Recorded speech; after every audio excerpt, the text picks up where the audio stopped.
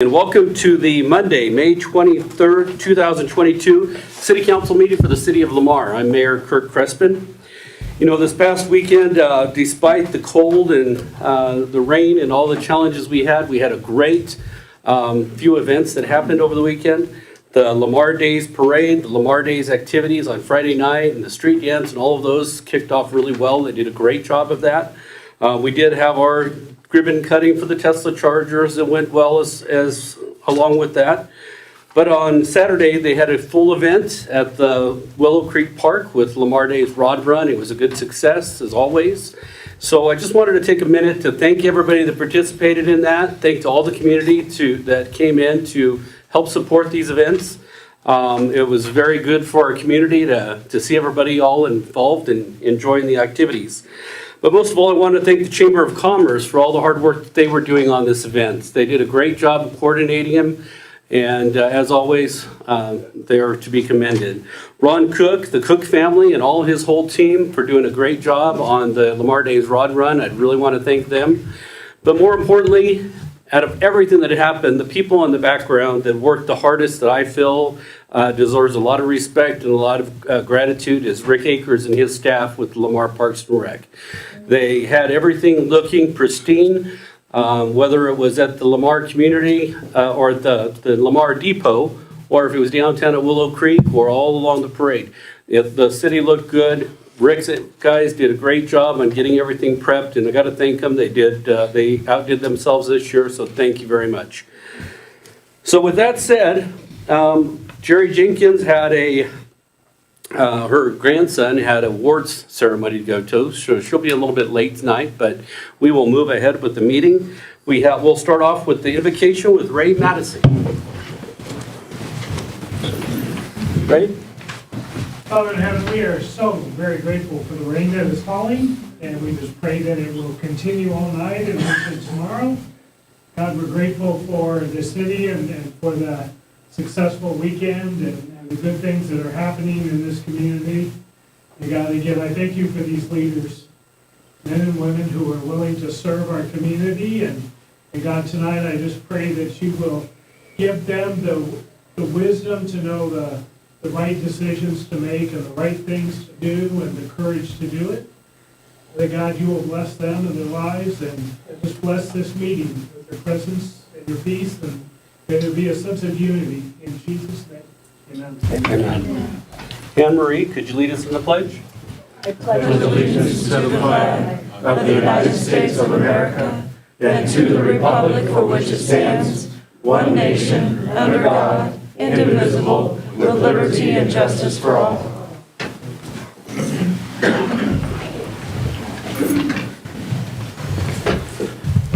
Okay, the time is now 7:02 p.m. I will call the meeting to order. Roll call. Joe Gonzalez. Here. Mike Bellamy. Here. Jerry Jenkins. Kirk Crespin. Here. Oscar Riley. Here. Manuel Temez. Here. Anne Marie Crampton. Here. Rob Evans. Present. Kristen Schwartz. Here. Lance Clark. Here. Okay, there is one item for the agenda that we would need to amend. If it is okay with the council, there is an appointment to the Airport Advisory Board that is needed to be approved by the council. Rob submitted that to us today and asked if we can insert that in as agenda item number 13 and move the current 13 and 14 down to be 14 and 15.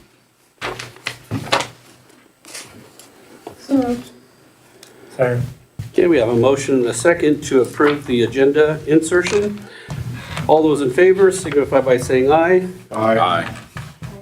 Opposed, same sign.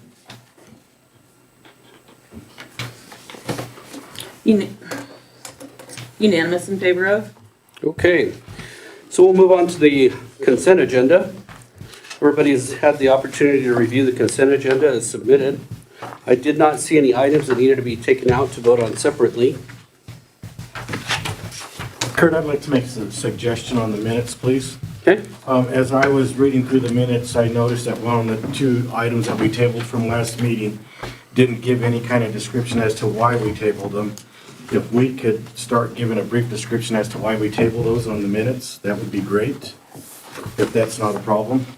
The reason why I'm asking such a thing is for future references, let's say a year from now, that there it is recorded in the minutes as to why we tabled such an item. Okay? That is a fair request, so I think that we should be able to do that. Do you? Thank you. Okay. But no changes to the current minutes? No. Okay. All right. Any other questions? Consent agenda. Second. Okay, we have a motion and a second. Any final questions? Seeing none, all those in favor signify by saying aye. Aye. Opposed, same sign. Unanimous in favor of? Okay, the next item on the agenda is audience participation. During this portion of the meeting, anyone may speak on any subject that does not appear on the agenda. Individual speakers are limited to 3 minutes each, and that is at the discretion of the council. Is there anybody who would like to speak to the council tonight on an item that's not on the agenda? Okay. Please let us know your name and address.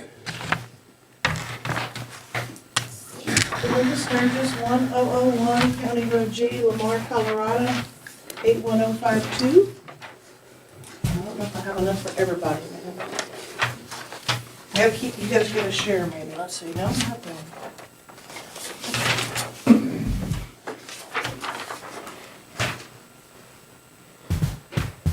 So thank you for allowing me to speak, and I shared an email with you, and I wanted to just share my concern. We submitted a petition to circulate, and last Monday, we tried to find out the reasons for the circulation was denied. The petition was denied to circulate, and we were told to have our attorney contact your attorney, which we did. And so in that attorney conversation, there was conversation about the petition that was being carried by Brent Bates. And the exact content of that petition is listed here in this email that was posted by Brent Bates. And one of the things that is concerning is that the reason that he withdrew his petition was that it didn't comply with the statutes, and it also didn't have the proper ordinance. So that was conversation that was held between attorney to attorney. So I don't know how this information came about being, but I think we've done a great job at communicating, and I want to make mayor and council aware of this because I know you've been working really hard on the transparency with the citizens. And I wanted to make sure that you knew the concerns that the ladies had that brought the petition. They still to this day do not know why the petition was rejected. And they do need to know why it was rejected so they could resubmit their petition. The petition that Brent Bates was carrying was to repeal the current ordinance that bans marijuana in the city of Lamar. And the petition that the ladies were carrying was a petition to add the ordinance, change the ordinance that's currently in effect to a part of the charter of the city. So they were on two opposite ends of the spectrum. So I just want to share this with you so you guys know, and as of right now, the ladies still don't know why the petition was rejected. And I believe Darla was expecting a call from the attorney. I don't think she's had that yet, but I understand he's supposed to be contacting her today. So I just want to share that with you and just want to make sure that you are aware because I know you've been working really hard for the transparency. I don't want to make sure the council knew where we were with everything.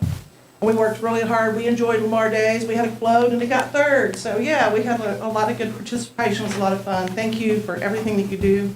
I have a question. Yes, sir. You referred to as we. Who is we exactly? The group of concerned citizens, the 5 ladies that filed the petition, there was 5 ladies that were signers on the petition. That was Wanda Rollman, Is there a name of the group or it's just a group of just concerned individuals? citizens. Okay, thank you. Okay, thank you. All right, thank Any you. other questions? I'm sorry. Any other? Okay, thank you very much. I can clarify that I have had conversations with their attorney. No conversation was had about any other petition other than the 2 petitions that were submitted, though. Okay. Okay. We didn't hear that. You couldn't hear that? No. Okay. Can we? I met with your attorney last week, I had a conversation with her then. No other petitions were discussed other than the 2 petitions that were submitted. Same information as far as not complying to statute, not complying to charter, and having administrative issues is what was informed to her. The same information that was provided in letter to you or to the proponents of the petition. And you did talk to her? I did. Okay. Okay. All right, well, thank you for bringing that to our attention, and we'll keep working on that. All right, we'll move on to the next item on the agenda, the city treasurer's report. Kristen? Hi, thank you. Yes, I wanted to let council know that for our Welcome Center, we get monies from the state to run the Welcome Center. And in 2018, they changed how they were doing their business, and they issue POs now to us each year. They're on a state fiscal year, which is July 1 to June 30. And since 2018, when they changed the way they were doing the contracts, we have been receiving $54,720. And this next upcoming fiscal year that starts July 1, we are going to receive $80,000 for our Welcome Center. So, Wow. and we have to keep that within, of course, the scope of work, and Leslie's very familiar with that and does such a great job over there for us. We really appreciate her. So the state will now meet with her, and they'll review what she has planned, and Rob and I will probably meet with Leslie as well, just to make sure that everything's lined out. But it was a blessing. So I just wanted to share that with council, that was issued to us this last week. So, Great. and then I just wanted to update you. Me and one of my staff members will be going to Rocky Ford on Wednesday. CML had reached out and looking for someone who had a certain type of software, which we do, to help Rocky Ford. They had lost their financial person without notice, and they were needing to get payroll done and some urgent things. So we're going to drive over on Wednesday and help them get through their payroll. So I just wanted to let council know that we would be doing that on Wednesday. So, and then that's all I had. If there's any questions for me. This Rocky Ford trip will be like an in-kind. Yes. Yes, sir. Okay. Yes, sir. Okay. Just type the error in here. It says McCray. We're still working on that. Thank you, sir. Okay. Are there any final questions for the city treasurer before we move on? Seeing none, we'll go on to we have the city clerks, right? And I have no report. All right, then we'll move on to the city administrator. I have some things. All right. All right. My coffee with Rob, I have it at a couple of new locations. Holiday Inn Express on May 25th. I've got Hickory House on June 8th. Pit Stop on the 15th. We'll be gone the following week to our CML conference, and then we'll do Dunkin' Donuts on the 29th. And again, we've added a couple people, so if you have another group and you have another place you want to go have a few people show up and talk around the table, then get on the list and I will come out there. I'll buy the coffee. Memorial Day, our offices will be closed up here in the office. However, on that day, we're going to have a Memorial Day observation at Fairmount Cemetery at 2 p.m. So there's going to be some people coming up, some veterans to come talk, and some other dignitaries. So please come out and help us, celebrate Memorial Day. We don't really want to celebrate, observe Memorial Day. And let's see, the council dinner that you normally schedule once a quarter, we've got it for Las Brisas on the 1st of June, but if you still have time to change it if you want me to go somewhere else. So I was going to ask you guys, what was your desire or anything like that? Did you have it? I don't have any special requests, I'm fine. Okay. I'm good. I think just order is there for it, and we'll just Just like open we it did up. last time. Yeah. And let's see, projects. One thing I did want to add is that I know that the last couple of days we've had some rain and things like that, but if you haven't noticed in the news lately, we've had a lot of fires. And it's just been deemed too difficult and too dangerous, and with red flag warnings, we're just not going to be able to do safely a fireworks show this year. I'm going to let you guys know that I've had multiple recommendations and we've asked, and we're just not going to be able to do it. So. It's raining today. Yes, I understand. It's supposed to rain tomorrow. But July 4th and between now and then, and how many days has it rained in a row here in Lamar? So is it possible to put that cancellation date further out? Closer? If that's, I mean, right now, we're gonna go ahead and plan it, but yes, I can come back at the next meeting and let you know whether it's changed or not. Jeremy? So, pushing the cancellation date back, we're on kind of a time crunch right now. We push it as far as we can with our vendor for ordering fireworks. They have certain time dates that they have to meet or get contracts and sign and review the plans and stuff like that. Tonight's pretty much the last night that we'll be able to order and have them here for the 4th. And then also storage of fireworks, if we did go ahead and order them, it's not been stored for a very long time on our end. There's a lot of liability associated with that. So, we're pretty much, this is it. We have put out some additional warnings to the public, and we've put our guys up to our normal extra precautions for July 4th, because you know that if you cancel this, somebody's going to, even more people are going to try to do it on their own. So we'll be ready and have guys on, on call for that, but it's just, with all the fires that close by, I just don't know if that's a Thank good you, idea. Jeremy. Appreciate it. And I didn't want to end on a downer, but if you guys had any other miscellaneous things that you wanted to bring up, that'd be good too.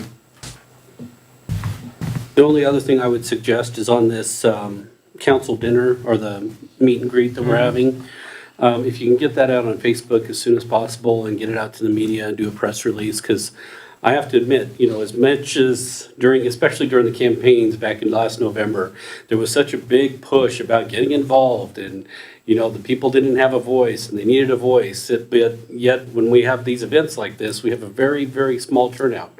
I think the last time we had 3 people show up. So I think it's very important to show that, we are reaching out. We're trying to make the council available for our public to speak to us, to give us your input, give us your suggestions, and doing events like this is a big part of that. So if we can get the date, times and dates out, hopefully that'll kind of give them enough time to plan and prepare and swing by. It will be. Thank you. Can you repeat the Memorial Day? 2 o'clock at Fairmount Cemetery, and we'll have 3 speakers and another MC there. Thank you. Okay. Any final questions for the city administrator? Seeing none, we will move on to the next item on new business. Which, reports and correspondence. You're right, I missed that. So we have reports and correspondence from the council. Do we have any reports, liaison? Absolutely. All right, Oscar. The airport board met the 18th. The master plan went to the FAA for approval. Self-service equipment is starting to show up for this. Avgas, I got to pour cement slab to put it on. Fuel prices. In Atlanta, Georgia, Avgas is $13.50 a gallon. On the Front Range, it's around 10. And right now, we're up to, I think, $8.50 local. Wow. But it's gonna go up. And sales are down. Not a lot of pleasure traveling aircrafts, mostly business. And that's all there is. Do they have a projection date on the self-serve? Where they're starting to do the Well- pour? Or? Last week, it was, I think he said up to 12 weeks out for all the parts. So it may be another 2.5 months or so before we get there. Anybody else have any reports or correspondence? I don't have any. None here. No. Anne Marie? We are conducting interviews for the associate director position at PEP, kind of in the midst of them. Okay. And then I just received a text from Jerry Jenkins. She won't be able to attend tonight. Some other things came up. But she did ask me to point out that she wanted to thank the Lamar Fire Department for the wonderful job they did over there on 6th Street the other early Sunday morning on a fire. I know that's kind of difficult at 6 in the morning or 12 at night to get out there, and she wanted to make sure. 3 o'clock. 3 o'clock? Is that what it was? She said Across 6. the street. Early Monday, Sunday morning. So you're right there. You knew. That right there. Must have woke Oscar up. Great job. All right, so next item on the agenda would be our public hearing for annexation of Farm Credit of Southern Colorado. Move we go into public hearing. Second. Okay, we've got a motion and a second to move into the public hearing for annexation. All those in favor signify by saying aye. Aye. Opposed, same sign. Unanimous in favor of? Okay, for the public hearing, this gives the public the opportunity to speak for or against. And then we also will review all of the terms that need to be addressed during an annexation. So we'll start off with the city clerk. Linda? So for the annexation, it was requested, or per statute, to be posted 4 consecutive times, which it was. Actually posted 5 times in the newspaper, and it was posted on site beginning the week of April 21st. And other than that, for me, it needs to be turned over to building and codes. Okay, great. All notifications were mailed out by certified mail for our LMC to the fire department, the county, communications. All of that was taken care of within the timeline and sent out with return receipt request. Okay. All right. Are there any comments or questions from the city council? No objections were filed against the annexation. There were none. Okay. Any other questions? Then I'd like to open the floor to the public. For those that are for the annexation, is there anybody who would like to speak for it? Anyone that would like to speak against it? Okay. Make a motion to close the hearing. Second that. Okay. A motion and a second to close the public hearing. All those in favor signify by saying aye. Aye. Opposed, same sign. Unanimous in favor of? Okay. Agenda item number 2 is an ordinance for the city of Lamar annexing property known as the Farm Credit of Southern Colorado, annexation to the city of Lamar, Colorado. And the ordinance does need to be read, so I'll read through this real fast. An ordinance for the city of Lamar, Colorado, annexing property known as the Farm Credit of Southern Colorado, FLCA, annexation to the city of Lamar, Colorado. Whereas the city council has previously adopted resolution 22-04-01, initiating annexation proceeding for the property known as Farm Credit of Southern Colorado, FLCA, located at 1301 East Olive Street, Lamar, Colorado, and more specifically described in the attached Exhibit A, and finding substantial compliance with the provisions of the Municipal Annexation Act 31-12-101 et sec. Of the Colorado Revised Statutes, determining that an area is eligible for annexation. And whereas the City Council does hereby find and determine that the provisions of Lamar Municipal Code, Part 2, Chapter 2, Article 2, annexation procedures have been complied with and is in the best interest of the city to annex said area into the city. Now therefore be it ordained by the City Council of the City of Lamar, Section 1, that the property described on the Exhibit A attached hereto and made a part hereof by reference be and hereby is annexed to the City of Lamar and made a part of the said city. Section 2, that the property is hereby zoned C3 Highway Service District.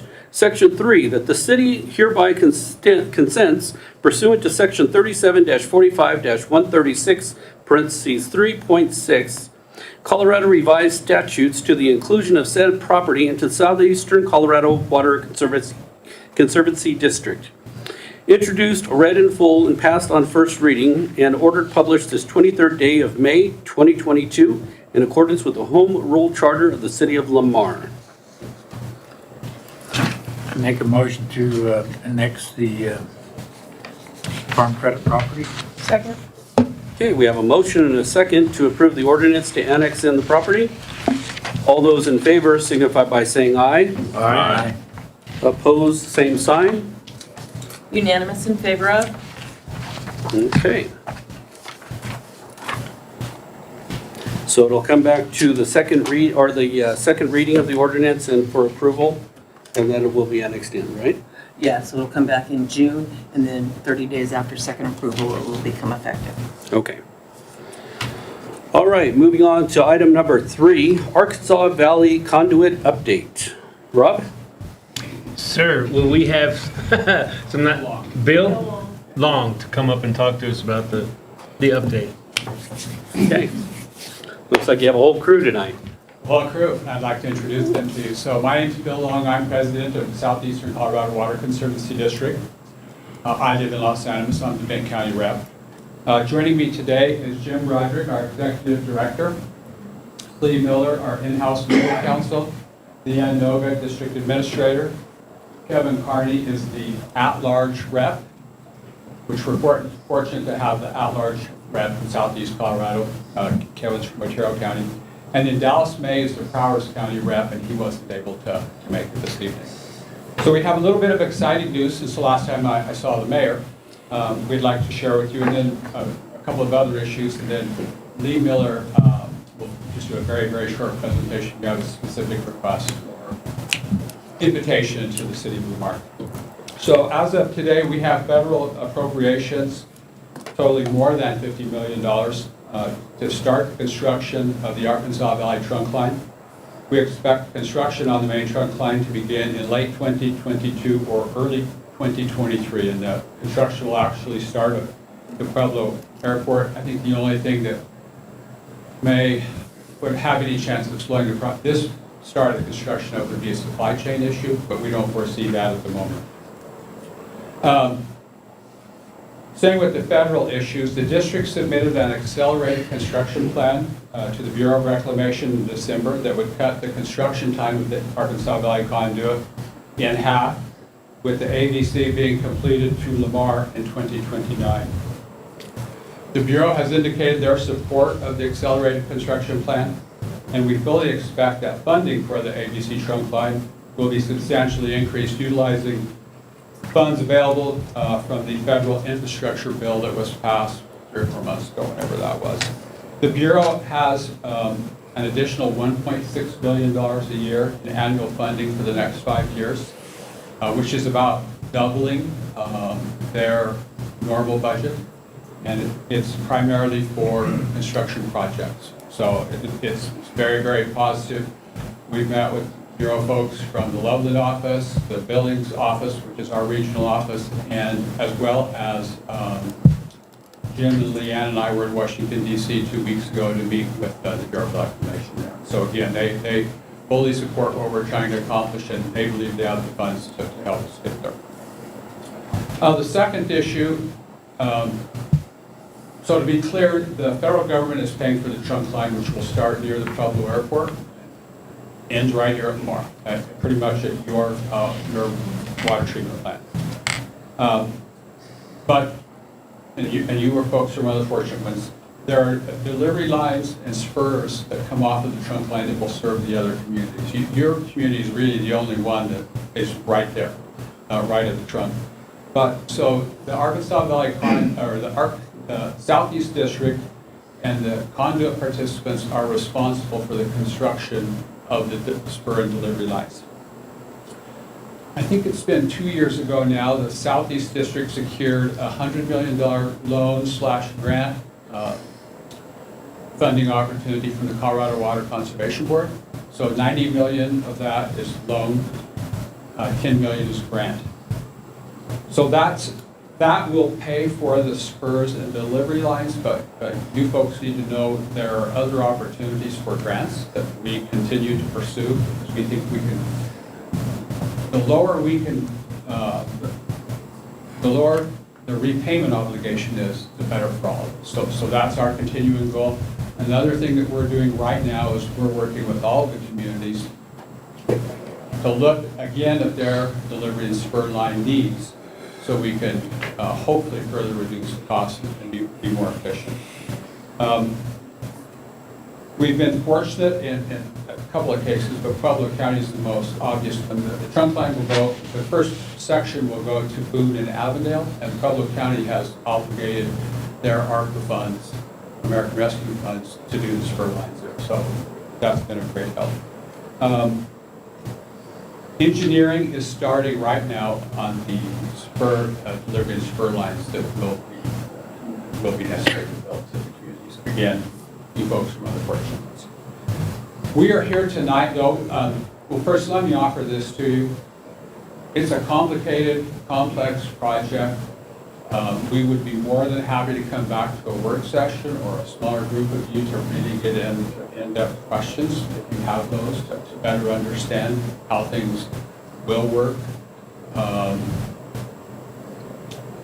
We made many visits to a few of the participants just to help them through this. So, you know, our message to you is we're here to serve you and to help ensure that you get your participation in the project, and you get your Arkansas Valley conduit water delivered in the conduit rather than down the Arkansas River. But we're here tonight to talk about establishing a governance structure. I'm gonna let Lee talk, he'll deliver that part of it, but being from Los Alamos and Benton County in the lower end of the valley, we think, I believe, and the rest of the board believes, it's extremely important that once this is completed, that we govern the operation, maintenance, and replacement of the facility. That you know, Colorado Springs is part of the district. They do not have any interest in being part of that governance. But on the other hand, I'm not too sure we want them to be a part of the governance. So this is an opportunity for us to govern ourselves and take care of our needs. You know, there are multiple things that may come about that the governance board could address. So I'm going to turn it over to Lee. For instance, what would they address possibly? Well, for example, if we need additional water, the authority could make the effort to acquire additional water for the conduit. I'm not sure what your water supply is. If you need additional water besides what you have in project water. And so that's one of the things we're doing right now too, is we're going to each community so we have a better understanding of what your current water supply is. Some communities have some water besides their project water. Most communities do not. Or if they do have additional water, it's a very small amount.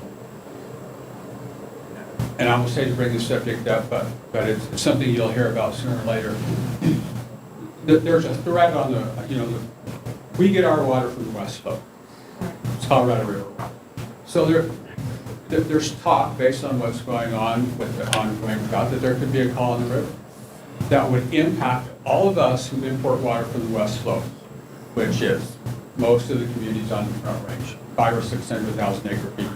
If we were to lose that for a period of time, we would need other supplies. Project water is actually considered supplemental, but no one in the valley uses it as a supplement. It is generally their primary source. And so there are, the bigger communities have all looked forward 30, 40, 50 years in what their needs might be. As most all the communities in the Lower Valley, we have not done that at all. And the current drought and current forecast, it's something we should be paying attention to. Benton County has been, over the past 3.5 years, in negotiations with a large municipality that's in the Arkansas River Basin that needs additional water supplies. That proposal will become public on May 26th. It's just a proposal at this point, but I think that will really send a message to those of us in the valley that we probably ought to be paying attention to what's going on. We probably ought to be finding ways to take care of ourselves. Because those people above us are taking care of themselves. So these are important issues for our future.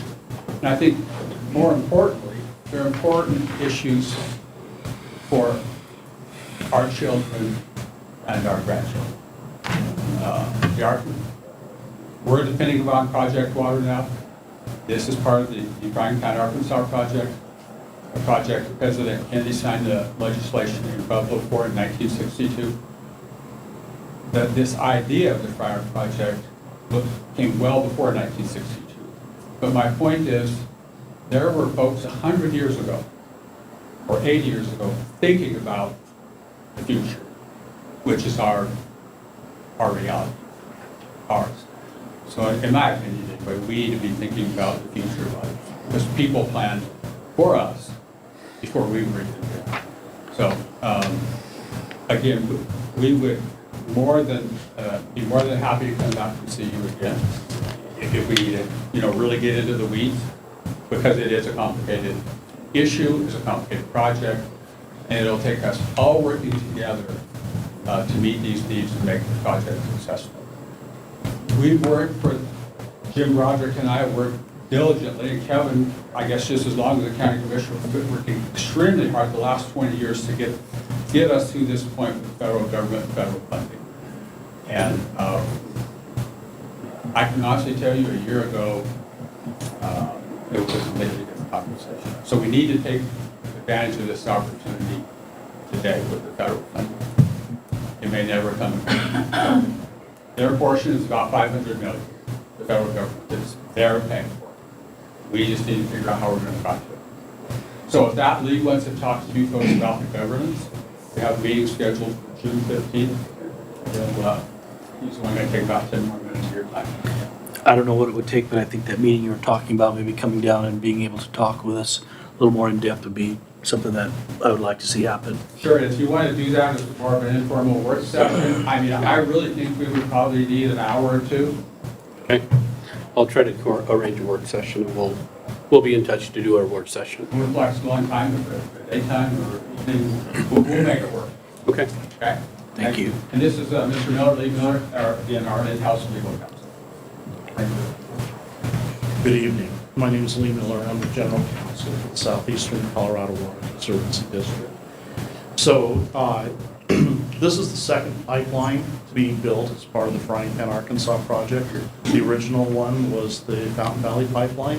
One of the things that happened with the Fountain Valley Pipeline is that the beneficiaries of the project put together their own authority to govern the activities of the pipeline, and it's been a very successful project for more than 40 years.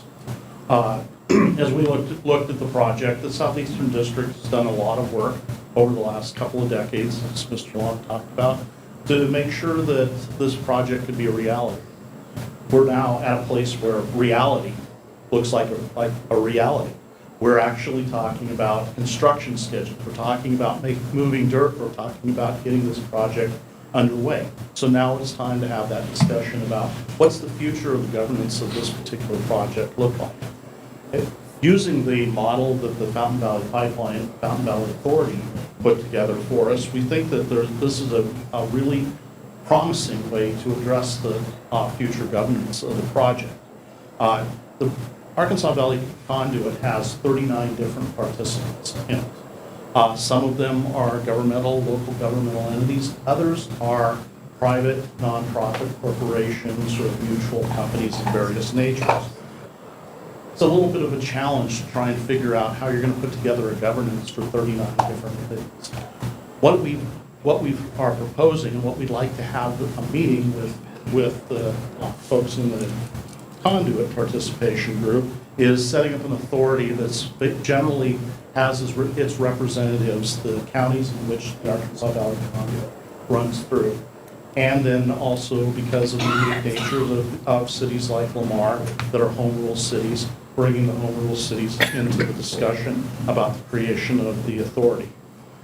As I mentioned, the authority is a mechanism under Colorado statute that can only be done by local government entities. You cannot bring the not-for-profit corporations into that.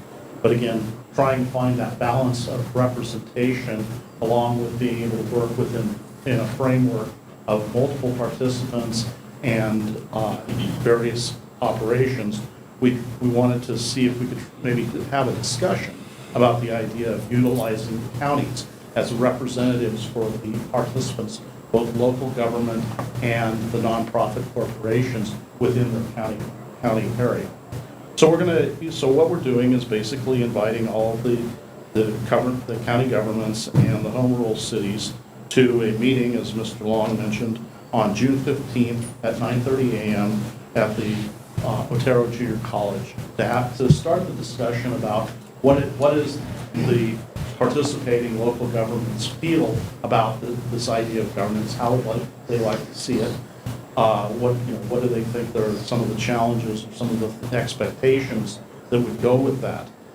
Specifically, today I'm looking for a commitment to provide a contact person for the city or contacts that would participate in that, and I need your attorney. We're ultimately the mechanism that will allow us to put together the authority is an intergovernmental agreement. We'll get, the policymakers to set the broad guidelines of what we're trying to accomplish, how we should accomplish it, and then the lawyers will have to bang that out. We've got a template of some things that we think will work, but at the end of the day, the governance structure will belong to participants, and we'll be looking for that support. So I think, maybe getting Pat up there, I was gonna say you, but I guess we could do Pat, but, yeah. he'd have a lot better understanding of it all. Okay. But for sure, I would like to at least see Pat up there and maybe Rob too. Yeah, Rob and Pat would be.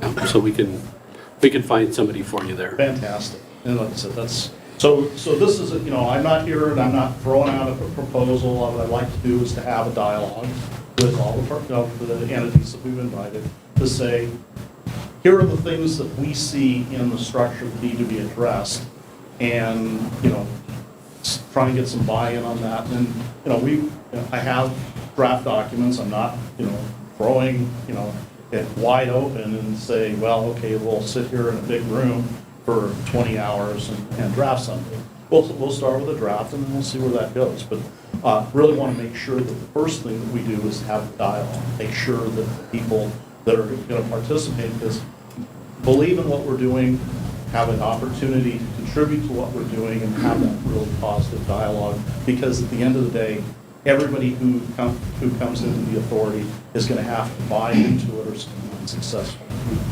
We're too close not to be successful now. Yeah. Really all I have, unless there are any other questions. The only other question is, you were asking about the attorney. We also have a water attorney just for our water issues. Would that be the one that you would prefer, or does it? There's kind of two different ones. My background is as a water attorney. That's what I generally bring to the table. On the other hand, knowing the governmental structure is also value. So I would say, depending on who the water attorney is and what their rounded out experiences, that's positive. On the other hand, we're building a governmental authority, and so the governmental experience is equally as valuable. So I guess I'm personally not familiar with at the moment, or I can't remember. I'm sorry. Who your water attorney is. David Showit was our. David's got great skills, but I also would say to you that the governmental skills are also good. So I think it's one That of would be those. Lance as our local. I would kind of maybe kick it around amongst your team and say what do you want? How would you like best to approach the problem? Okay. We'll discuss that and get back with you. Fantastic. Did you have something, Oscar? This will include all the governments that are hooked up to the line? So the way that we're envisioning it is that each county would probably have representation. They would choose, each county would choose who the representation is. So it wouldn't be, so it would be the 6 counties that the Arkansas Valley Conduit runs through. And then, like, as I mentioned, because I know that there are because we'll be relying on the counties to do a lot in the representational area. I know that the home rule cities have their own set of considerations and authorities that are separate from the counties. And so it was our thought that it might be beneficial to the governance group to have the home rule cities also be part of the structure. It's not locked in stone. The entities will have, all work together, but it was my thought that, my team's thought that bringing the home rule cities in at the beginning is a wise effort. And so that's why we're here at your city. Okay, thank you. Your home rule cities are the major water users, aren't they? And yes, they're amongst the major water users. There are a few others who are also major users. We call the Big Eight. So you and La Hunter are two of the Big Eight. How we manage through all of that is a question again for the group. I represent a board of 15 members. I am familiar with a board that has either 59 or 65 members in the Metro Water District. I know that we don't want that one. So somewhere between the 8 that I'm talking about and maybe the 15 is probably, in my mind, the kind of place that we want to go. It's really important in my mind that similarly situated entities be treated similarly. And so that's why I say I think it's good to have the counties in which the conduit lies in included. I think the home rule cities are unique. Now, when you start to look at the other ones, I think that's really a question for the group as they try and decide what's going to make this successful. EADS is part of this, isn't it? Yes, they are. Okay. Yeah, we'll be there tomorrow, Thursday. Yeah, well, we'll be in Kiowa County on Thursday. We're not, so, that's, again, it's the county is similarly situated. The city is not, although in each case, it's a unique situation. They're really the only ones in the district. Right. So, and that can be, no one says that the counties have to have a county employee or a county commissioner sit on the board. They can pick someone.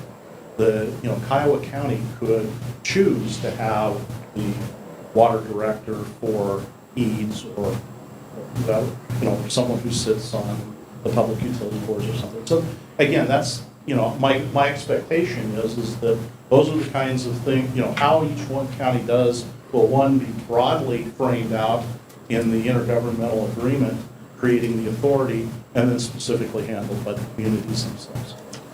Okay, thank you. Okay. Thank you, guys. Thank you. Thank you. Thank you very much for coming tonight. Thank you. We look forward to seeing you sometime soon. All right, sounds good. We'll get that arranged. We'll leave some cards with you for contact. I have Okay. questions. We did have a question. What was I'm that? sorry. A couple questions. So the maintenance and all that on the line will be on this entity, right? Correct. So how The is, participants. so how is that going to be divided up? Is it going to be by water usage or by population? Water use. So if you need more water usage, you're going to pay for it. Well, everybody has an allotment, Okay. which is determined by the group 7 or 8 years ago. Right. So these are all some of the things that we'll need to take care of. Some of it that we need to take care of. And that's why we want this governance work, so that we make those decisions, or some of those decisions. Some of them are set in stone, but most of them are. Thank you. Yeah. Okay. All right, well, Oh, no, can you guys speak into your mic? We can't hear what you're... yeah, I'm not sure what to do on that. I know those mics aren't as loud as these ones, but you can hear me fine, right? The council members? The rest of the people... So it must be these other mics that aren't turned up enough. We'll try to get them turned up. All right. Okay, well, we need to move on with the meeting. Moving on to agenda item number 4. We have a memorandum of understanding between the City of Lamar, Prowers County, Colorado, and Prowers Plains Meat Company, LLC. This is initiated by Rob Evans and Anne Marie. Rob, could you speak on this? I think Anne Marie has more information on this. This is something that was in place a couple of years ago, and we worked on it, and I know they brought it back for us to update. Anne Marie, did you have anything else you want to put on it? This was something So that's Kathy been done? Temple is with us as a representative of Colorado Plains Meat Company. And basically, they're moving forward on the project. They're seeking grants, and one of the this piece would be an instrument in that grant application. Would you like to talk about the grant? And I have Curtis on the phone. He's playing for the field right now, so he couldn't come in. Anyway, my name is Kathy Temple, and I need to know where I live. I'm not in Wiley, but I'm representing the Colorado Plains, Prairie Plains Meat Company, I think is what the name of the title is. Anyway, that is a company that I know came in with an understanding with the council a couple of years ago probably about putting the awful waste from the meat packing plant that we're planning on starting up over in Grenada. And that understanding is, needs to be, the name of the company needs to be changed on that understanding because of the grants that we're applying with the USDA for, to help fund the project, to get it off the ground. So we're submitting these applications through the grants, but the current name of the Prairie Land Meat Company on it is not the same name that is ultimately what we've been using to submit the grants. So we're just asking for you guys to do the same memo of understanding with the new Changing the name. name for the new name. Yeah, so we've already approved this in the past. We've already approved this MOU, this memorandum of understanding, and we are accepting the waste into our facility. The only changes is that since you are applying for grants under a different name, you needed to synchronize these up. Is that Correct. the way I'm hearing that? No. So in synchronizing it, we would just need to re-sign the MOU under the updated name of Colorado Plains Meat Company. But there are no changes in the terms of the MOU other than the name change. Is that correct? Correct. Now, is that how you read it, Lance? Yeah, I don't have any issues with it. I made a few changes, but otherwise it's in the same form as it initially was. The rates are the same.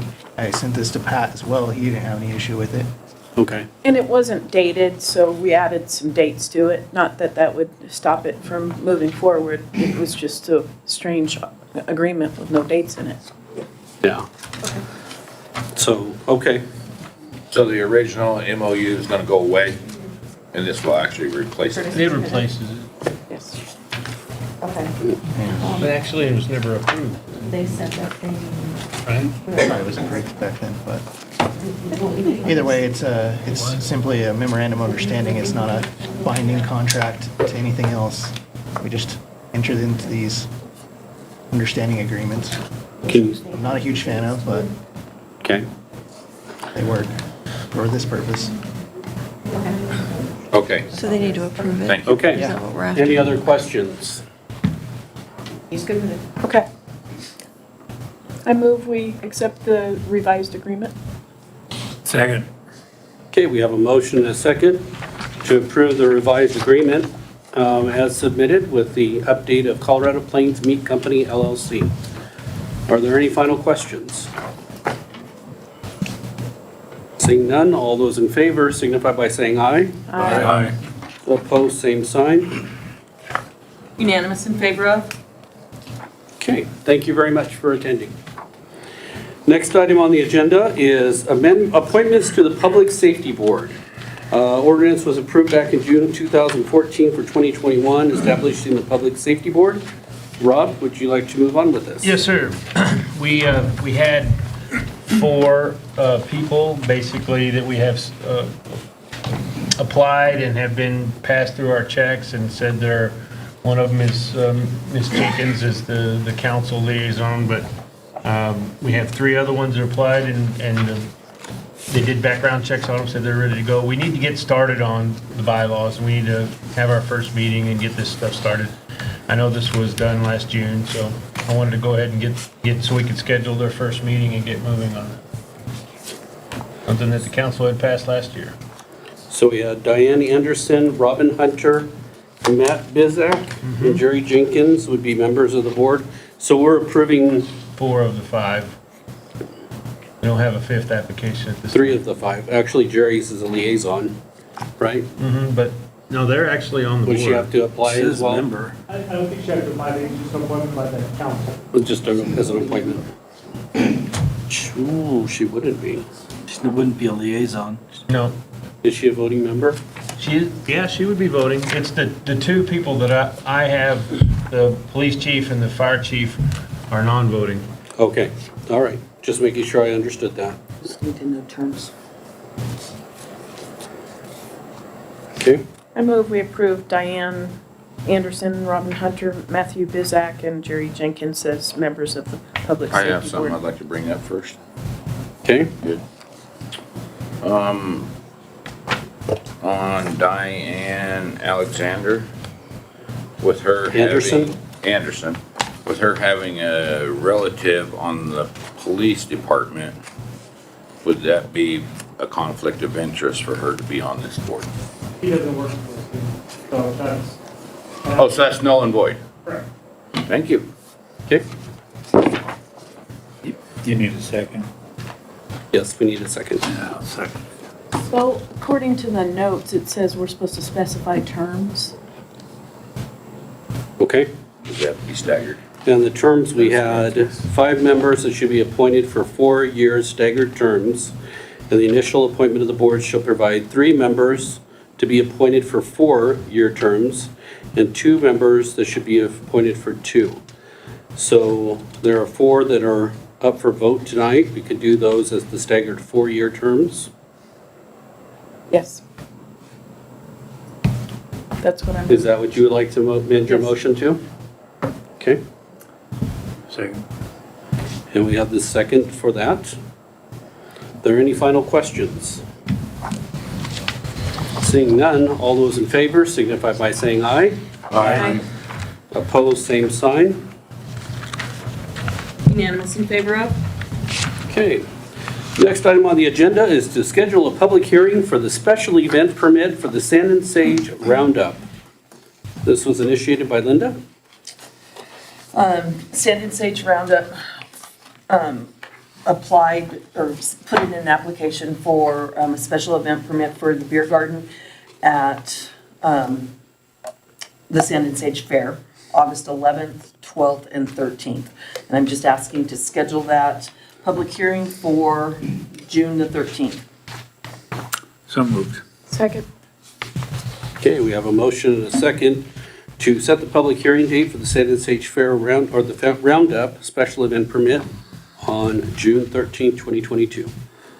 All those in favor signify by saying aye. Aye. Opposed, same sign. Unanimous in favor of?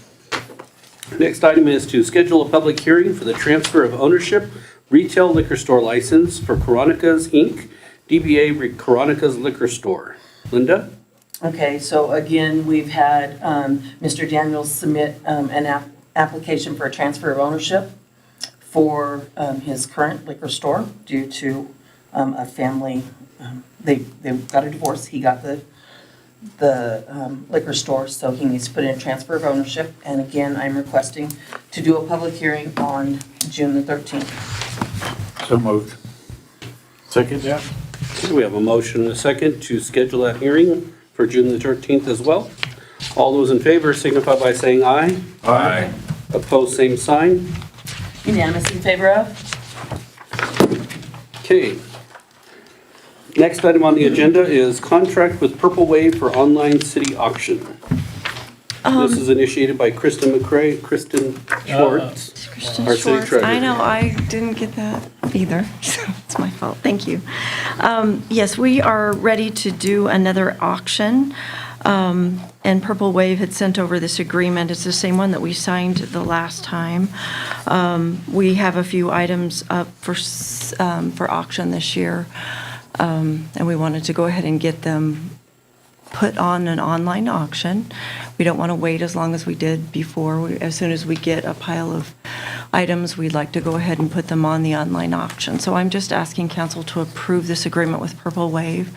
They do 2 government auctions a month, and we're hoping to hit one of those in June. Could you tell us So- about the previous success? The last time we had use them? We had an amazing auction with them the last time. And of course, as a reminder, Purple Wave doesn't charge the city any fees. They come down and they take all the pictures, write all the descriptions, help me with the advertising, they send flyers, and that's at no charge to the city. And we had a very large auction in 2021, and it was highly successful. It was the best auction that we've ever had. It reaches out to people all over the United States, but also our local people are well-informed and can get on and bid on those same items. So it meets all of my statutory requirements as far as public auction goes. So I was very happy with them. I haven't found another company here local that doesn't charge fees on both ends. So I just feel like this is quite a deal for the city. So I am asking that we approve the agreement with Purple Wave and allow me to conduct a public auction online in June. Christian, I have a question. I'm sure you've answered this for the first auction. Where do the funds go from the auction? I split them up depending on the items where they lived. So by fund, I put that in as a sale of assets, as a revenue line item in those funds.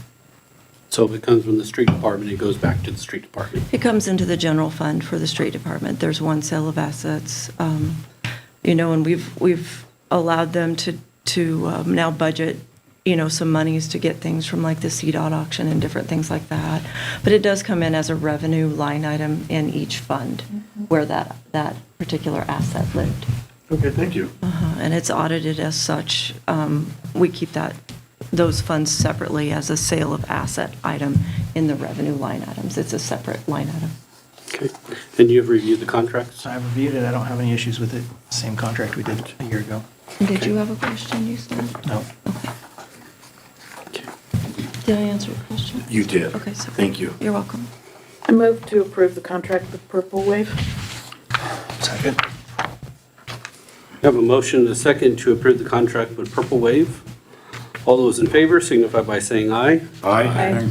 Opposed, same sign. Unanimous in favor of? Okay, the next item on the agenda is the Fort Bent Canal Pedestrian Bridge. This is initiated by Craig Brooks and Kristen Schwartz. Craig, would you like to speak on this? Sure. Good evening, council. Before you, I have a proposal and an agenda commentary for approval of the RFP that was sent out for the pedestrian bridge, and then the signing of the contract by the mayor if approved by council. This is the pedestrian bridge that will tie LCC together with the city on the east side going over the canal.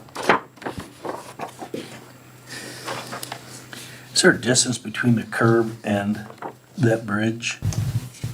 There is. I'm gonna just take a guess at it because I don't have it. I'm saying it's 100 feet. To the east? Is that right? East. To the east. So 100 feet from the curb? To the east. To the east. So it's that far off of 287. I am very concerned that no students are going to use that bridge because it's so far off of Main Street. Plus, it's into, won't they, how does it come on to Blue Spruce property? Because at that point. So the bridge would cross over the canal, and then we would tie the south side in with a 6-foot sidewalk that would go to the LCC parking lot. Right. With signage.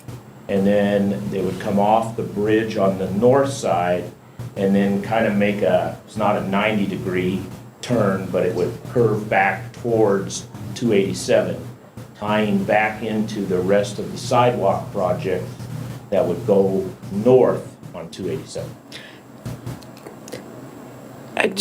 I've never been on the north side of the canal, where between the canal and Blue Spruce property, to know how much property is there It would come out onto the multi-use road that the canal uses, and then turn towards the west, tying back onto the sidewalk.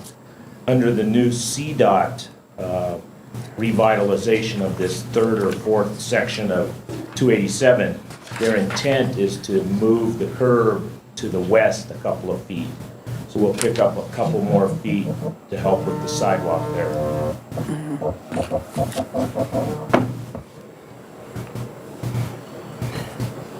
I just want it to get used. I do too.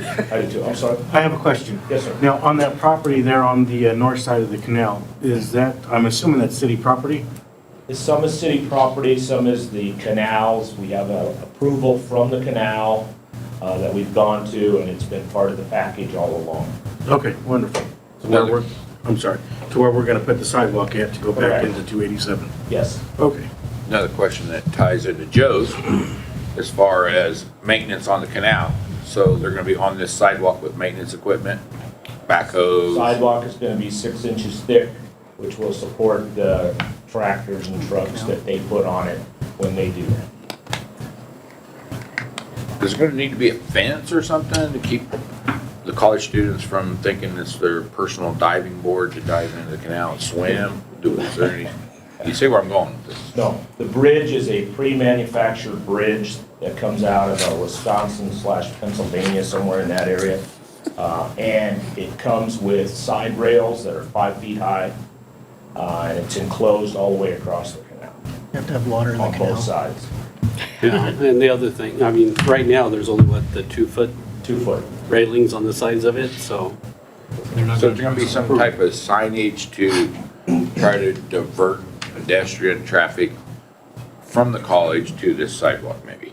At the start of it, and then as you're going, any pedestrians, as you're going south, the sidewalk's gonna curve there, because there will be no sidewalk once you get to the part that curves around to the bridge. So southwise will be pretty obvious for everybody. Now, if I can, I know you said this, but how far back to the east are you going with this bridge? I'm just guessing at, but I think it's about 100 feet, but it could be 75 feet. Okay. So somewhere in between the street and where the shed is now? Yes, that is correct. And the sidewalk will go across the entranceway into the parking lot up where it is now and then go down to where it needs to jog. Is that right? If you're going I'm not sure I northbound, understood. So going south? no, if you're traveling north Okay. out of the college, in front of the college, Okay. where is it gonna cross the parking lot? Once they'll have to cross the LCC parking lot, and then the sidewalk will start at the edge of the LCC parking lot and the dirt that's currently there. So will there be some type of a width with, Yes, painted, that it's a sidewalk for, okay, I just don't wanna see any kids getting killed or hit and then there's a hole. no, it'll be clearly marked, and it will be an ADA compliant sidewalk and bridge. Okay. Have you reviewed this contract, Lance? Yeah, it's the same contract that we entered for a different bridge that we did with Daniels Construction. Virtually the same. I don't have any issues with the contract itself. If you could send me that agreement with the canal company, though. Yeah, it's part, yeah. Okay, thank you. Okay. What's the council's pleasure? I move we approve the bid for $155,000 to, and allow the mayor to sign the contract with Daniels Construction. I'll second that. I have one more question. I see there's a 120-day completion date. When's is the start date? To be determined, or? No, once the contract is signed, then we will hold that until we get a final notice to proceed from CDOT. There's money that CDOT is putting in on it, and they have to get that last blessing, then we will send it to Daniels, and then it will start. Perfect. Thank you. Okay, we have a motion and a second. Are there any final questions? Seeing none, all those in favor signify by saying aye. Aye. Opposed, same sign. Unanimous in favor of? Thank you. Craig, thank you. Next item on the agenda is an ordinance for the city of Lamar amending certain sections of Lamar Municipal Code to encourage the citizens of Lamar to enjoy and safely use North Gateway Park. Since this is an ordinance, we would have to read it on the first reading. Is that correct? Yes. That's correct. Anybody would like to read that, or is Kyle going to read it? Rick said he would read it. I just go up to talk about it a little bit. You don't need them anymore. For reading, I do. Okay. So we had that work session about this ordinance. This is the proposed ordinance with the changes that came out of that work session. The section 2, I believe, was the part about the speed limit. And then we added in the city administrator as part of the approval process for the designation of the dog. Okay. So who'd like to read it? Anybody? I have a question, so I guess I'm confused. We didn't come up with a time when the dogs were going to be allowed or where they were going to be allowed? That's all designated by the Parks and Rec director and the city administrator. So that's a totally different subject. We're giving them the authority, and then they would decide that afterwards. So we did not put that in the charter as part of the laws. Okay. And that's still under advisement of the council. so- That's right. We're gonna be, once I come to whatever I'm gonna set it at, I'm gonna come up to you guys and you guys Right. tell me or not. I'll go ahead and read real fast. Go ahead. What's the speed limit now? 20. In all city parks, I'm sorry, 10. 10. I'm backwards. It's 10 in all city parks. Okay, because that's what I'm looking for, so it's still 10. Correct. All right. That's what it's established in Lamar Municipal Authority. Okay. An ordinance of the City of Lamar, Colorado, amending certain sections of the Lamar Municipal Code to encourage the citizens of Lamar to enjoy and safely use North Gateway Park.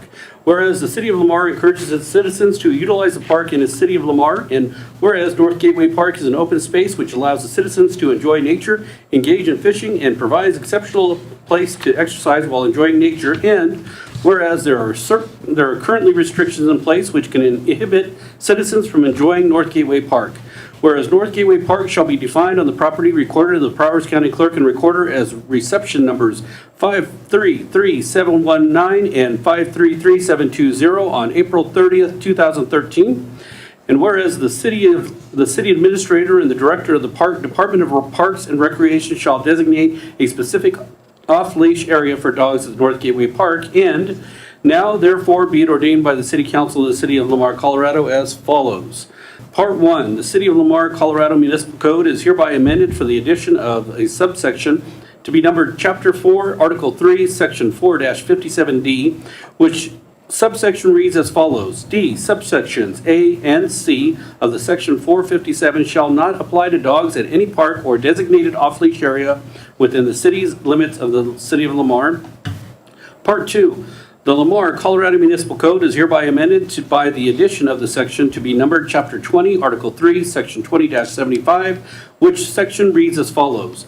Section 20-75, dog park or designated off-leash area.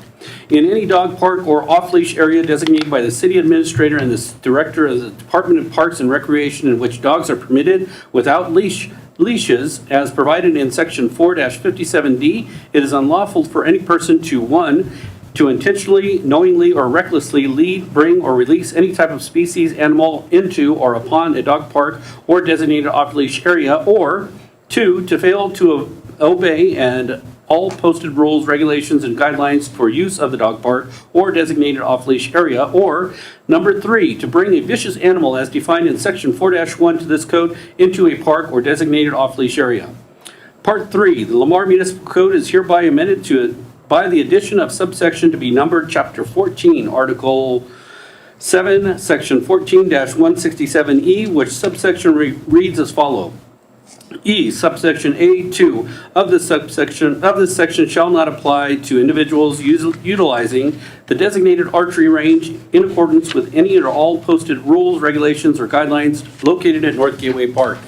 Should any part of this ordinance be declared invalid by a court or competent jurisdiction, the remainder shall remain in full force and effect. This ordinance is necessary for the protection of public health, welfare, and safety of the residents of the said City of Lamar, Colorado. Whew, now I can breathe. I was trying to read that fast. So what's the council? Move to approve. Second. Okay, we have a motion to approve on first reading and a second, And have the mayor sign. and have the mailer signed. All those in favor signify by saying aye. Aye. Opposed, same sign. Unanimous in favor of? Okay. Next item. Now this one's going to be a lot longer. An ordinance establishing a program for identifying and registering vacant, it says residential and commercial, but it's only commercial buildings. Did you guys get the copy of the updated ones? We do have an updated copy that was given to us and left on your counter that showed the vacant commercial buildings only, not including residential. That was a request that was made by the council during our council work session. So this is for an ordinance establishing a program for identifying and registering vacant commercial buildings, to determine the responsibilities of owners of vacant buildings and structures, to ensure the safety, structural stability, and code compliance, and to speed the rehabilitation of vacant buildings. This was initiated by me and Rob, and it has been something we've been working on for a couple of years now. So, are there any questions before we read this long thing?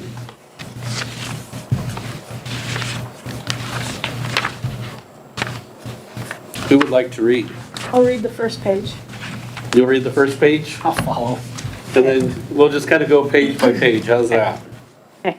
An ordinance establishing a program for identifying and registering vacant commercial buildings to determine the responsibilities of owners of vacant buildings and structures, to ensure the safety, structural stability, and code compliance, and to speed the rehabilitation of vacant buildings.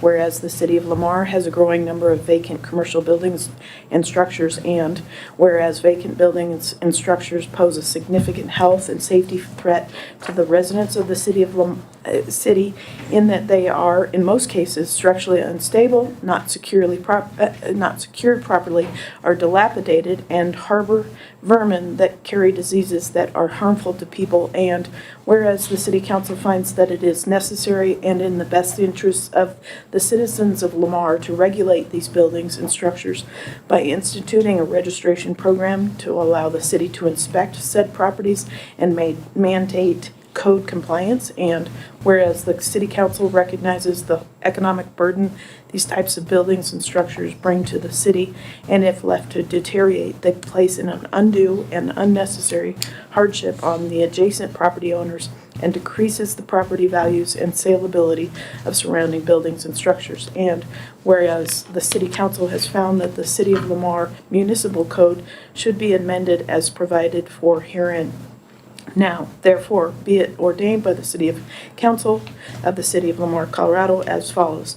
Lamar, Colorado Municipal Code is hereby amended by the addition of a section to be numbered Section 6-340, Section 6-341, Section 6-342, Section 6-343, Section 6-344, Section 6-345, Section 6-346 in Chapter 6, Article 5, and shall read as follows. Section 6-340, Purpose.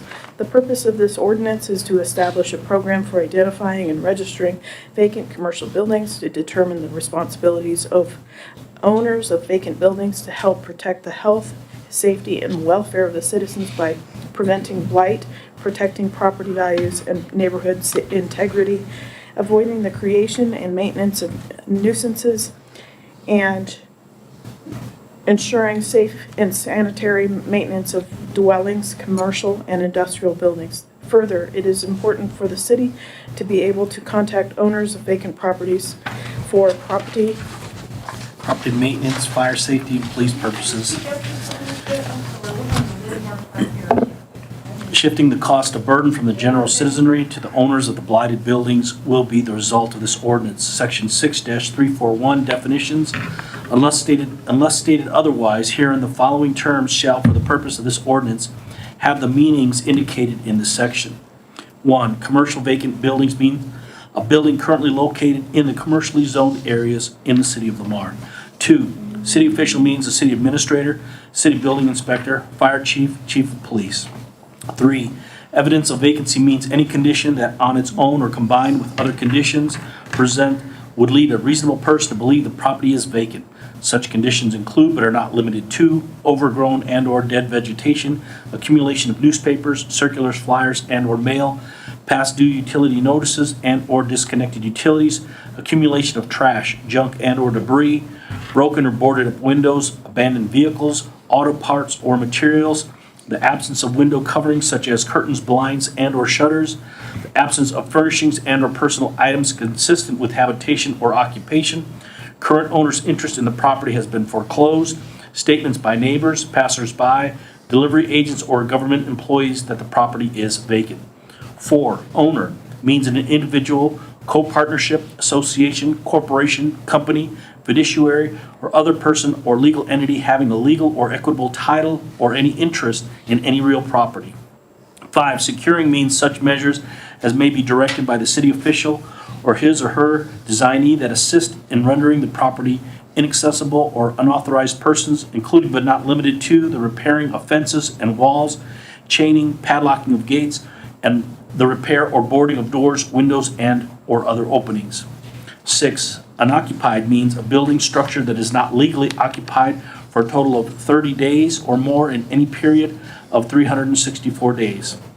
7, unsecured means a building, structure, or portion of a building which is open to entry by unauthorized persons without the use of tools or ladders.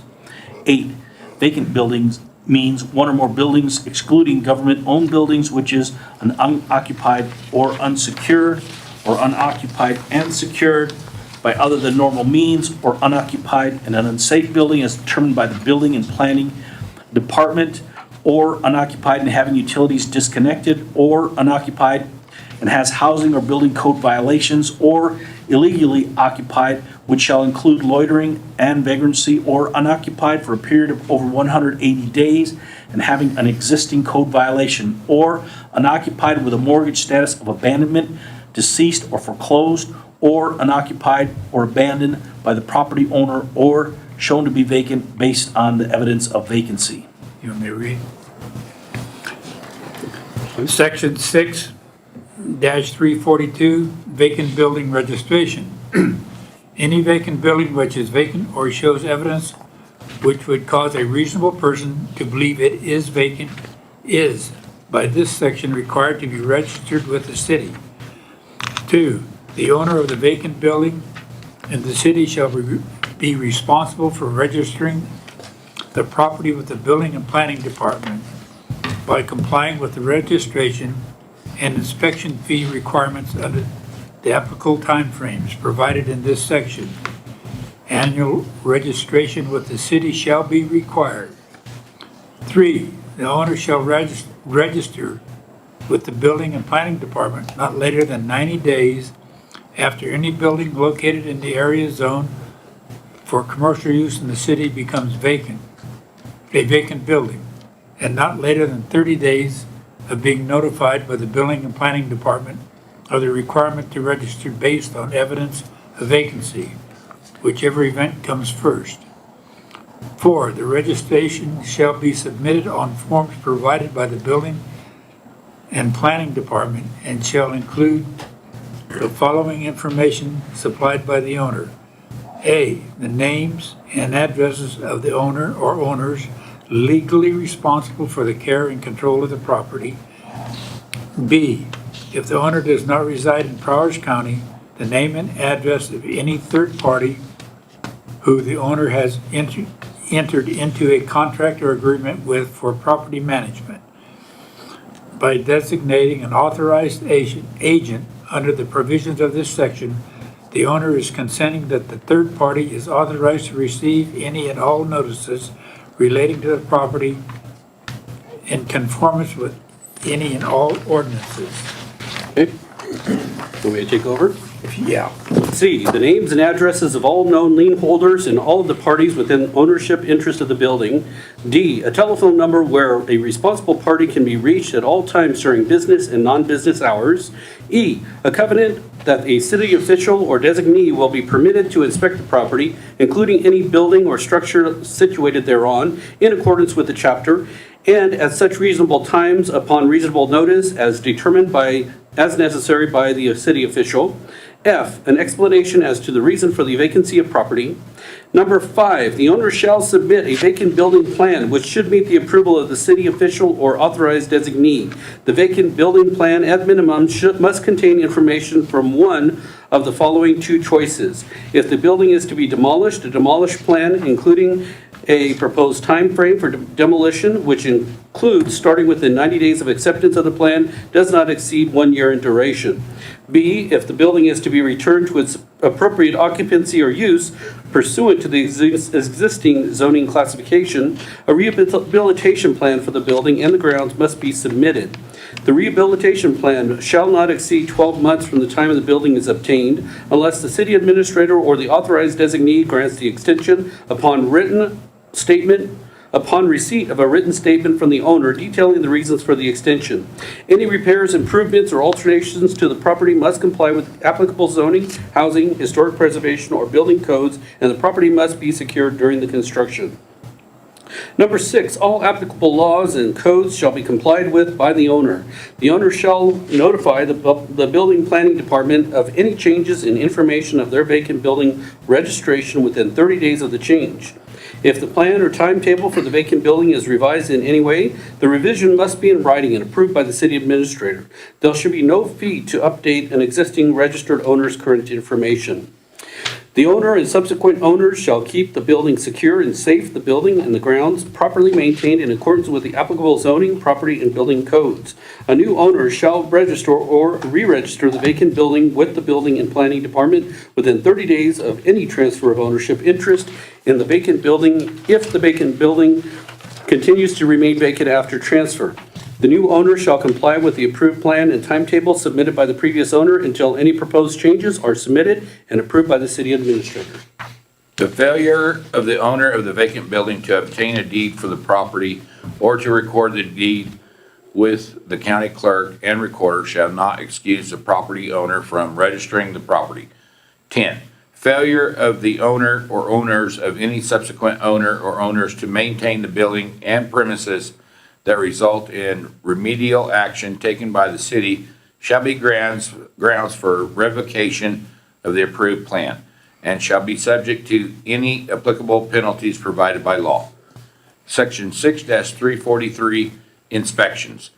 A city official or designee shall have the authority to inspect any premises in the city for the purpose of enforcing and assuring compliance with the provisions of this section. Upon the request of the city official or designee, an owner must provide access to all interior portions of the building in order to permit a complete inspection. The city may obtain a court order whenever an owner refuses to permit an inspection of the premises. The following shall apply. Number 1, vacant properties will be externally inspected by the building and planning department up to 2 times per year to ensure compliance with property maintenance codes. Number 2, vacant properties may be internally and externally inspected at the start of each registration period to include new and renewal, and when the registration is terminated by the property owner or owners. Number 3, vacant properties may be both internally and externally inspected upon acquisition of the property by a new owner or owners prior to the issuance of an occupancy permit. Number 4, any inspection that is to take place within 30 days of a previous inspection may or may not be conducted at the discretion of the city official. Section 6-344, vacant building registration fees. The registration fees shall be reasonably related to the administrative costs for registering and processing the registration form and for the costs incurred by the city in monitoring the vacant building site. The annually increased fee amounts shall be reasonably related to the costs incurred by the city for demolition and hazard abatement of or repairs to vacant buildings, as well as the continued normal administrative costs stated below. Number one, the owner of a commercial vacant building shall pay an annual registration fee of $250 each year, and each subsequent year the building remains vacant. Number two, the registration fee shall be valid for the calendar year or remaining portion of the calendar year in which the registration was initially required. Subsequent registrations and fees are due January 1 of each year and must be received no later than January 31 of the year due. The annual fee shall be paid in full prior to the issuance of any building permits unless the property is granted an exception by the city administrator. Registration fees will not be prorated. All delinquent fees shall be paid by the owner prior to transfer of an ownership interest in the vacant building. Failure to pay the fee for registration shall result in the creation of lien placed on the property as described and enforced in Chapter 6, Article 2, Division 2, Section 6-52 of this code. Late fees shall be paid in addition to the annual registration fee and will be equal to the annual fee. Section 6-345, exceptions. An owner may submit a request for an exemption to the annual registration fee to the Building and Planning Department. The following are exceptions to the requirement of the annual registration, the vacant building and paying annual registration fees with the city. A building under active construction renovation and having a valid building permit at the time of initial inspection shall be exempt registration until the expiration of the building permit. B, a building which has suffered fire damage or damage caused by extreme weather conditions shall be exempt from the registration requirement for a period of 180 days after the due date of the fire or extreme weather event. If the property submits a request to the Building and Planning Department, the request should include a statement of intent to repair and reoccupy the building or the intent to demolish the building. C, a building that is for sale and listed with a licensed realtor shall be exempt for a period of 12 months from the start of vacancy, provided that the owners submit proof to the city of such listing and for sales status. If the building is for sale by owner, then the owner shall provide proof that the sale is active, showing that there are available pictures appeared in hard copy or electronically on for sale by owner or similar publications or site.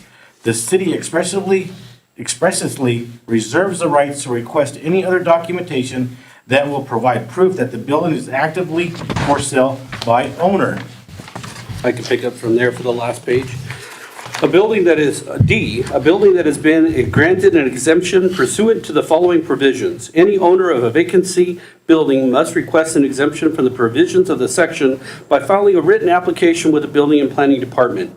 In determining whether a request for exemption should be granted, the city officials shall consider the following: the applicant's prior record as it pertains to the housing code, building code, or property maintenance code violations, the amount of vacant property the applicant currently has within the city, and the length of time that the building for which the exemption is sought being vacant.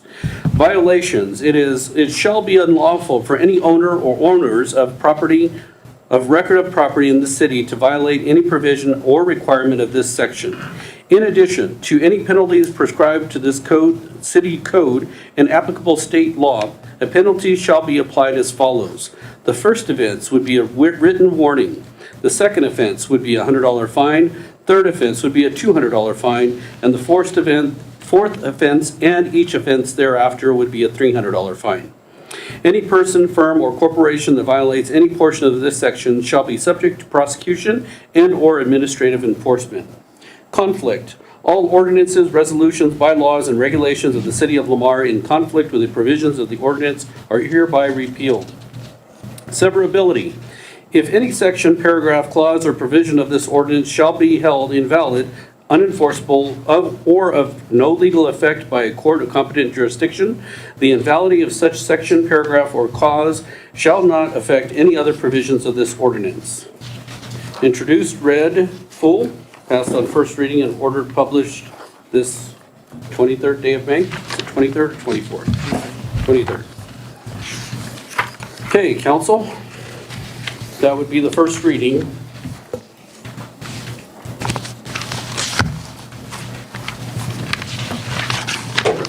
Make a motion to approve the ordinance. Second. Okay, we have a motion and a second to approve the ordinance on first reading. I have two minor changes. Okay, There's a quotation on the second page at the very top, on that sentence on the top. There's no need for on the that. second, what page? Second page, top of the second page. Second line. Okay, the quotations there. Okay, Oh, I see it, after the word ordinance. 4A needs a period at the end. 4A. Other than that, I'm fine with it. What did you say? so two grammatical changes. One was the, Section 6-342, 4A. page 3, So- 4A, So in period. in 4, building and planning, building and planning. Okay. She said? There was Property another period. spelling error. It says building and panning. Instead It was read correctly. Yes. Okay. So it's read correctly, just have those grammatical changes, okay? Anything else? We'll get them changed. Just now or after we vote? Well, really, we were just doing the vote for the first reading, not discussing with the public at this point, but you can, this is the first reading. If you have concerns or questions or would like to read a copy of this, you can get a copy of it and let us know your decisions before the next meeting. We'll do the second ordinance on the second reading, the final approval.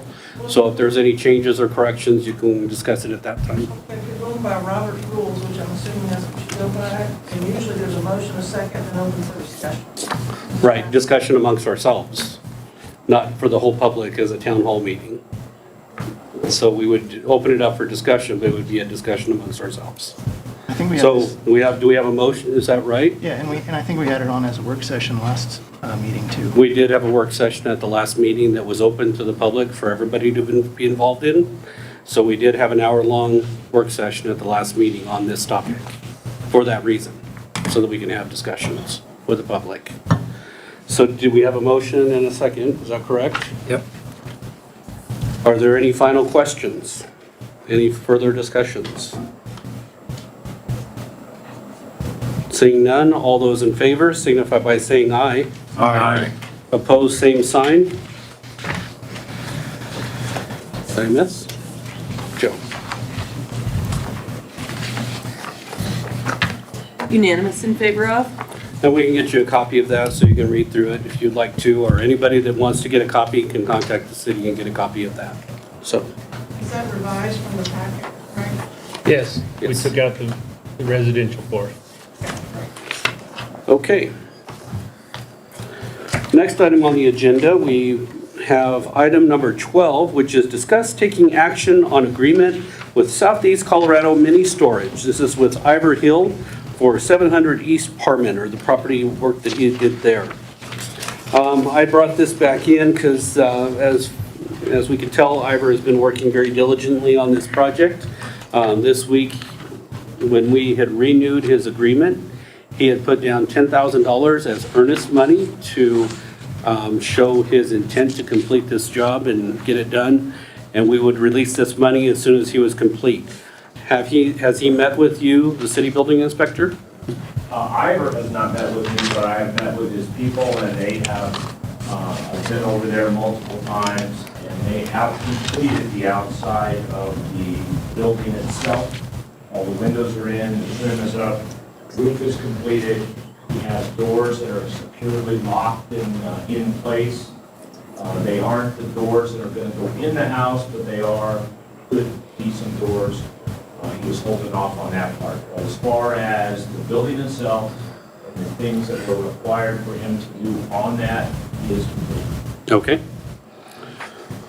All right, so we do have the completion of the job according to what was agreed upon in the agreement. Did you have any concerns, Lance? You had helped write the agreement? Yeah, so the only thing, I mean, I agree that the 10,000 was for performance of completion of that, those terms in that original agreement. And I think he from the looks of it, from what Craig's saying, he's completed that portion of the agreement. I don't know that we can hold it out, but I would like to at least have a conversation with his attorney indicating that he still has liens that are owed for past roll-offs, current roll-offs that haven't been paid yet. Not liens, but open invoices. Open Invoices, which will And I- become liens if he doesn't pay them. Correct. And I think that was part of the agreement, that he would pay all outstanding invoices Yeah, to and he- fulfill the contract. He paid them up until that date, and then there's been work done and requests for additional roll-offs. Those haven't been paid for. Okay. So there was a substantial amount in fees and costs that became a lien against the property. Those liens were released once he made that payment. Okay. But there's currently outstanding amounts owed by Mr. Hill on that. So I'd like to at least have a conversation with his attorney about paying that off, but I honestly, I don't know that we can hold a performance bond against the liens or against the costs that are owed. Although I'd like to at least have a conversation with his attorney about how to approach that, and if we could take out what we're owed from that and then reimburse So- the difference. So could we approve it with the fulfillment of the contract by paying all outstanding invoices? I honestly think that I think he just won't get any more services from us until he gets current. Like I said, I think we can authorize the release of it, based on his performance and completion of the performance bond. Okay. I think that would be my recommendation too. I mean, since he caught up his other previous debts, my assumption is that he's gonna do the same with these. I don't have any, worries that he's gonna do everything he's done, including bringing up the first ones to current, Well, and I and think, suddenly stop. and I guess that for motivation purposes, indicating to him, to his attorney, that the cost will substantially increase with a lien, accounting for the time that hasn't been paid and overdue and late fees and things. That'll increase the cost itself. So hopefully, that's encouragement enough that he pays off these liens right away, or the amounts owed. I'm not That'd opposed be to a having motion? that conversation, having that conversation is not a And problem. I think but- we can release that either way. I think we can Okay. release the 10,000. What's the estimated cost of fees that are due to the city? 2 months worth of, Expenses, How much? I don't have, $2,310. big, I say we just move on and try to get our money back out of him if he, like Rob said, don't provide services in the future. Okay. All right, he is working on another project on the other side of town. He will be working on this one to complete what he's working on.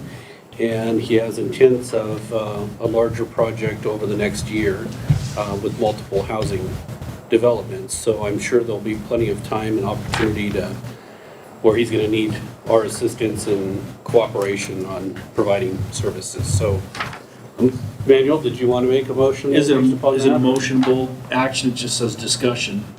If we need a motion, I would make that motion. actually, I don't think I have to, since you Right. guys already had the agreement that said Right, that. we're just gonna complete the agreement he finished, we'll get that expense.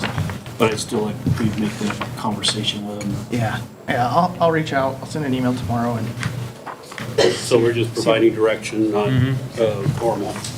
Perfect. Okay. All right, so we'll skip that, any vote on that part, and we will move on to agenda item number 13. So this is the appointment to the Airport Advisory Board. A few months back, back in February, the Airport Board submitted a request to have Race Parker Cohen be a replacement on the Airport Advisory Board. It was submitted back in April 20th, but for some reason, we've gotten this lost in the shuffle, but we do need to formalize it with an approval by the council. So that's what we are here to do tonight. I make a motion, we accept the airport recommendation for the board. Okay, we have a motion and a second. All those in favor signify by saying aye. Aye. Opposed, same sign. Unanimous in favor of? Okay. The next item on the agenda would be, since we moved everything down, it would be the miscellaneous items. Do we have any miscellaneous items that we need to discuss? Were there any questions that needed to be online? There are any questions on that? Okay. All right, seeing none, we will, our next item on the agenda is to move into an executive session for discussion of personnel matters. Well, 14 would be the next item, the executive session. That's what we're talking about. So we'll be having an executive session. Discussion with city council regarding city attorney evaluation. Oh, 13, sorry, you're right, my bad. Move to 14. That was under the miscellaneous, we moved that to 14 because we had added in 13. We had that under the miscellaneous, and that was a discussion regarding the city council, regarding a city attorney evaluation. That is just us planning for the attorney evaluation, it's an annual review. Do we have the forms, did you print those out by any chance, the review forms? No, but I can have those printed out and sent to you guys electronically tomorrow if you want. Okay, so we can send out the forms, we'll need to do that. Can we we'll need to schedule an executive session to have that review for the city attorney? Shall we do that on the next meeting, or would you prefer the meeting after that? I'm open either way. I'm good. Anybody? Next meeting? I want it in paper. Okay, so if we can print out a copy for Oscar and then email everybody else a copy, we can get that city evaluation started. That was part of the miscellaneous items. There was a discussion regarding the planning for the city attorney evaluation. I say the sooner the better because CML's coming up, so we're gonna. Okay, so we'll plan for the next meeting, please. Okay. All right, the next item on the agenda, which would be item 15 now with the change, is an executive session for discussion of personnel matters under CRS Section 24-6-402, parentheses 4, parentheses F, and for discussion with the city administrator for a conference with the city attorney for the purposes of receiving legal advice on specific legal questions under CRS Sections 24-6-402, parentheses 4, parentheses B. There will be no decisions coming out of this executive session, so immediately after the executive session, we will be adjourning. Make a motion, move in executive session. Second that. We have a motion and a second to move into executive session. Any final questions? Seeing none, all those in favor signify by saying aye. Aye. Opposed, same sign. Unanimous in favor of? So we will move into executive session. We thank you for attending tonight's meeting. We look forward to seeing you at the next one. Too late for me to ask. Did you have any questions online? I asked. Oh, you did? Okay.